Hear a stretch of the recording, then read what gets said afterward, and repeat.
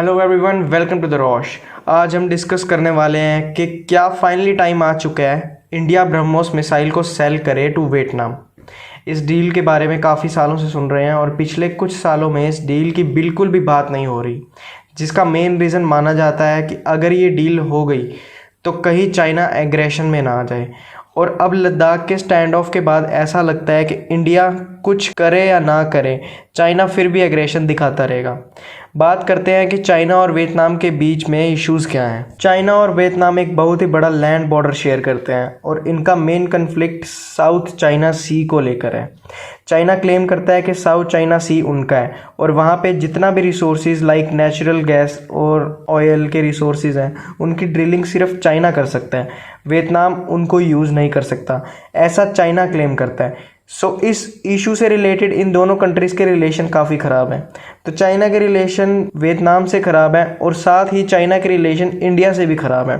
तो naturally India and Vietnam natural allies बन जाते हैं और ये बात इंडिया ने बहुत टाइम पहले ही आइडेंटिफाई कर ली थी। 2011 में ही बातचीत स्टार्ट हो गई थी, India antiship cruise missile Vietnam को देगा और धीरे धीरे इससे रिलेटेड ऑफिशियल टॉक्स भी हुई 2014 के आसपास। और ब्रह्मोस एक ऐसी मिसाइल है जिसकी कैपेबिलिटीज़ बहुत ज़्यादा है और चाइना के पास अभी कोई ऐसी टेक्नोलॉजी नहीं है जिससे वो इस मिसाइल से बच पाए। तो अगर आप एज इंडिया सोचो कि हमें क्या फ़ायदा होगा ब्रह्मोस मिसाइल वियतनाम को बेच के, सबसे पहली बात करें तो इंडिया ये मिसाइल्स फ्री में तो बेचेगा नहीं।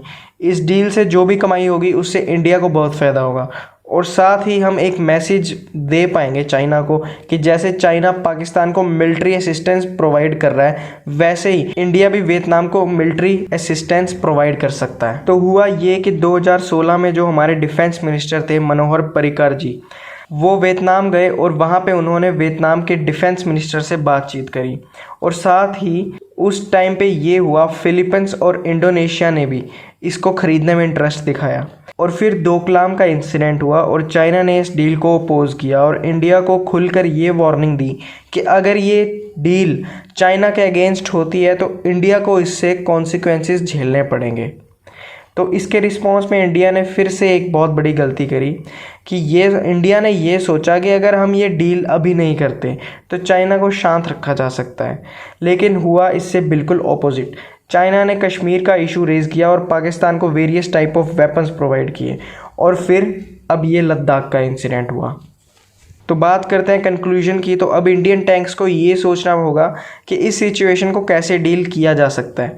हम बार बार ट्राई कर रहे हैं कि चाइना को खुश करने की और उसके रिस्पॉन्स में चाइना एग्रेशन ही दिखाता है। टाइम अब ऐसा आ चुका है कि इंडिया को अपनी पॉलिसीज़ चेंज करनी चाहिए रिगार्डिंग चाइना।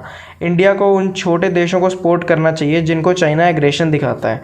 वैसे भी पूरे वर्ल्ड में अब भी चाइना के खिलाफ आवाज़ें उठ रही हैं, एक तो चाइना के एग्रेशन की वजह से और दूसरा कोविड-19 की वजह से। इससे हम एक स्ट्रॉन्ग मैसेज भेज सकेंगे चाइना को। Thanks for watching the video and subscribe to our channel and hit the bell icon to get the notification of our new videos.